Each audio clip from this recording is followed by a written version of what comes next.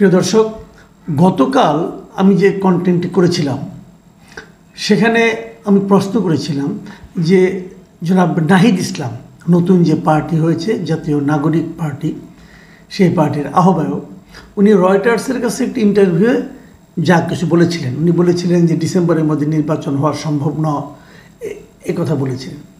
তো সেটা নিয়ে আলোচনা করতে যে ওটা নিয়ে আলোচনা করেছিলাম, উনি ওখানে আরও অনেক কিছু বলেছিলেন, সেগুলো নিয়ে আমি খুব একটা কথা বলিনি, কারণ একটা বলতে যেয়ে অনেক সময় চলে গেল। তো আজকে উনি একটা প্রেস কনফারেন্স করেছেন বিকেলে।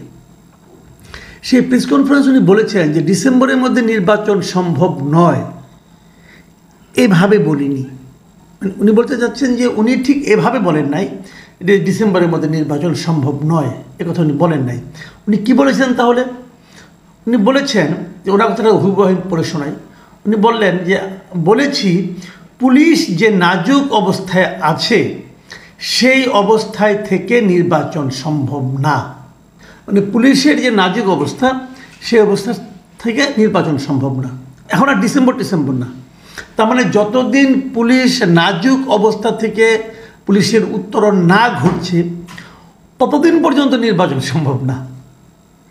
তো 7 মাসে আপনার পুলিশের কিছুই করতে পারেন না, নাজুক অবস্থা থেকে উত্তরণ ঘটে নাই, বরং আরও খারাপ হয়েছে। কীভাবে বলে কি দেখেন, আপনার গত 2 দিন আগেই তো শাহবাগ যে আপনার আছে পুলিশ ফাঁড়িতে আছে, সেখানে কতগুলি তৌহিদি জনতা নামধারী কিছু লোক যে হাজির হয়েছে এবং তারা থানার ভেতরে ঢুকে গারদের মধ্যে আটকা থাকা যে ব্যক্তি তার সঙ্গে ভিডিও করেছে, তার বক্তব্য নিয়ে ভিডিও করেছে। এর কোন বিষয়টা পুলিশের সক্ষমতাকে প্রমাণ করে বলুন তো? করে না। পুলিশের অবস্থা তো আরও খারাপ, এবং আগামী 6 মাস পরে পুলিশের অবস্থা খারাপ হবেই, আরও খারাপ হতে পারে। কারণ যত এদের দাপট বাড়বে তত তো পুলিশের অবস্থা খারাপ হবে, কারণ পুলিশ তো জানে না যে তাদের পক্ষে কে আছে। সরকার কি পুলিশের পক্ষে আছে এটা তো পুলিশ জানে না, কিন্তু পুলিশ কেন তার অবস্থাকে ভালো করার চেষ্টা করবে নিজের জীবনের রিস্কে? কেউ তো করবে না। অথবা ধরা যায় এই পুলিশের অবস্থা যদি আরও 1.5 বছর পরেও ঠিক না হয়, মানে আগামী বছরের জুনেও যদি ঠিক না হয়, তাহলে কি তখনও নির্বাচন হবে না? মানে নির্বাচন হওয়া না হওয়ার সঙ্গে পুলিশের অবস্থা ভালো না হওয়ার কোনো সম্পর্ক আছে? যদি পুলিশের অবস্থা ভালো না হয় তাহলে আর্মি নামবে, আর্মি নির্বাচন কন্ডাক্ট করবে। নতুন গভর্নমেন্ট যখন আসবে হয়তো এমনও তো হতে পারে যে এই অন্তর্বর্তীকালীন সরকারের যে ক্যারেক্টার, সেই ক্যারেক্টারের কারণেই পুলিশের অবস্থা ভালো হচ্ছে না, এটাও তো হতে পারে। পুলিশের মনোবল ভালো হচ্ছে না এই গভর্নমেন্টের ক্যারেক্টারের কারণে। যদি এটা হয় তাহলে তো নতুন গভর্নমেন্ট আসলেই ক্যারেক্টার ভালো হয়ে যাবে। তাহলে নতুন গভর্নমেন্ট আর একটা পলিটিক্যাল গভর্নমেন্ট আনার ব্যবস্থা করতে হয় আমাদের। সেটা আমরা কীভাবে করতে পারি? যদি পুলিশ দিয়ে আপনি না করতে পারেন তা আর্মি নামান, আর্মি ইলেকশনটা কন্ডাক্ট করবে। এতে তো আমি কোনো সমস্যা দেখি না, বরঞ্চ সেটা আরও বেটার ইলেকশন হবে। তো আর্মি তো আমার দেশেই আছে, এটা তো বিদেশ থেকে আমদানি করতে হবে না। তো এগুলো কি আসলে মোদ্দা কথা হলো নির্বাচনকে দেরি করিয়ে দেওয়ার একটা গরিমসি ভাব। আচ্ছা ঠিক আছে, আমি এটা ধরলাম না, উনি যেটা উনি বলেছেন সেহেতু এটা নিয়ে আমার মানে কোনো বক্তব্য নাই। আমি আরেকটা পয়েন্টে আসি, যেটা কালকে আমি বলিনি, যে কথাটা কালকে আমি বলিনি। ওনার রয়টারের ইন্টারভিউয়ে কিন্তু আরেকটা বিষয় এসেছিল। সেই বিষয়টা হলো উনি বলেছিলেন যে কিছু ধনী মানুষ আমাদেরকে অর্থ সাহায্য করছে, সেটা দিয়ে তারা করবে, এবং তারপরে আরও বলেছিল যে আমরা গণ সহযোগিতা নেব, মানুষের কাছ থেকে গণচাঁদা যেটাকে বলা হয়, ক্রাউড ফান্ডিং যেটাকে ইংরেজিতে বলা হয়, তার মাধ্যমেও আমরা আমাদের অর্থ সংগ্রহ করার চেষ্টা করছি। এটা কিন্তু কালকে তিনি বলেছিলেন। ওইটার ব্যাপারেও উনি কী বলেছিলেন ওটা আমি আর এখন বিভিন্ন পত্রপত্রিকা যেটা পেয়েছি সেটা আর পড়ে শোনাচ্ছি না। উনি কি দাবি করেছেন সেটা আমি বলি। নাহিদ ইসলাম বলেন যে রয়টার্সের ইন্টারভিউতে কিছু মিসকোড হয়েছে। আমি বলেছিলাম যে আমাদের আর্থিক বিষয়ে সমাজের যে সচ্ছল মানুষ বা শুভাকাঙ্ক্ষী রয়েছেন তারা মূলত আমাদের সহযোগিতা করে। আমরা একটা ক্রাউড ফান্ডিংয়ের দিকে যাচ্ছি, অনলাইন এবং অফলাইন কেন্দ্রিক। এই হলো গিয়ে মূলত বক্তব্য। উনি বলেছেন যে গণমাধ্যমে এটা নিয়ে ভুল তথ্য এসেছে, এটা সংশোধন করার জন্য অনুরোধ করব। আচ্ছা ঠিক আছে, তাহলে উনি ভুল তথ্য আলাপবাদ কী তথ্য এসেছে ওটা নিয়ে আলোচনাই করতে চাই না। উনি সর্বশেষ যেটা সংশোধন করে দিলেন ওনার বক্তব্যে বাংলা ভাষায় এবং সেটা হুবহু এসেছে। আমি সেটা নিয়ে একটু কথা বলতে চাই। প্রথমত উনি কী বলেছেন আবার বলি, শুনুন। আমাদের আর্থিক বিষয়ে সমাজের যে সচ্ছল মানুষ বা শুভাকাঙ্ক্ষী রয়েছেন তারা মূলত, মাথায় রাখবেন, মূলত আমাদের সহযোগিতা করে। মানে প্রধান সাহায্যটা তারা পাচ্ছে সমাজের আর্থিকভাবে সচ্ছল বা শুভাকাঙ্ক্ষীদের কাছ থেকে। যারা আর্থিক এবং তাদের শুভাকাঙ্ক্ষী তাদের কাছ থেকে যে অর্থটা পায় এটাই তাদের প্রধান আয়ের উৎস। তারপর আবার বলছে আমরা একটা ক্রাউড ফান্ডিংয়ের দিকে যাচ্ছি, যায় না এখনও, তারা যাচ্ছে। মানে ক্রাউড ফান্ডিং মানে কি? গণচাঁদা।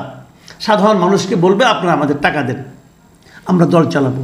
অনলাইনে হতে পারে, বিকাশে হতে পারে, নগদে হতে পারে, যে যেভাবে পায় তাদেরকে টাকা দিবে, এই একটা পদ্ধতি হতে পারে। ওনার ওদিকে যাচ্ছেন মানে কি? ভবিষ্যৎকাল, এখনও যাননি।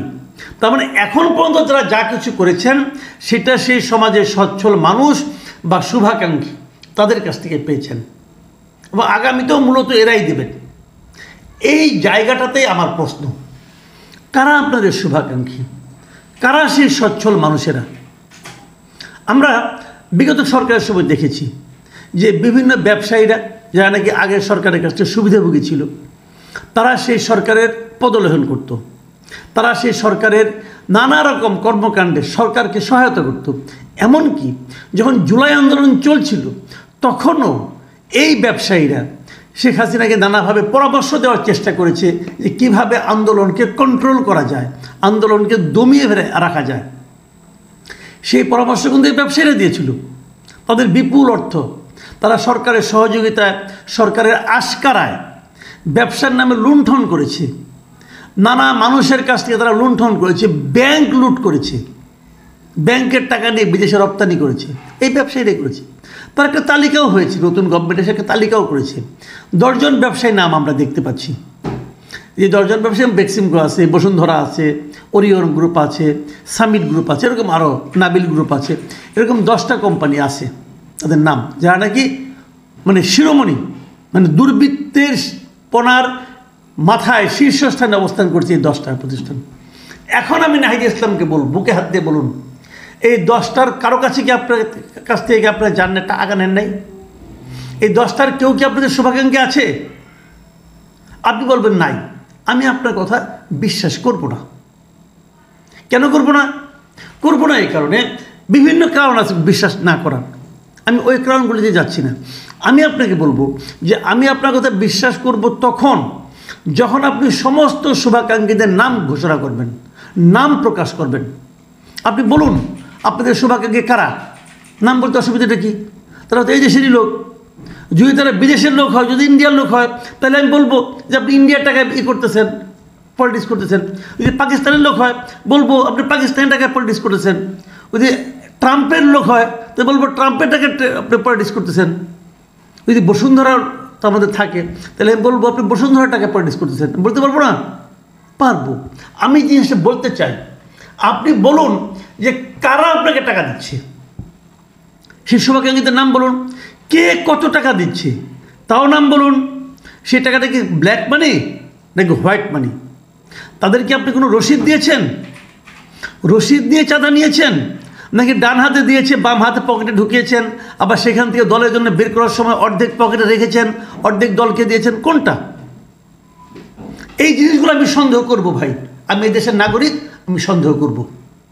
আপনাকে যতক্ষণ পর্যন্ত না আপনি নিজের অবস্থানটা পরিষ্কার না, আপনি পরিষ্কার করার লোক, আপনি তো আপনার নিজের ইনকামের কথা পরিষ্কারভাবে বলেছেন, আপনি আপনার ব্যাঙ্ক অ্যাকাউন্টের কথা বলেছেন, আপনি আপনার ফ্যামিলির কথা বলেছেন, তো আপনি আপনার দলের কথা বলতে পারবেন না কেন?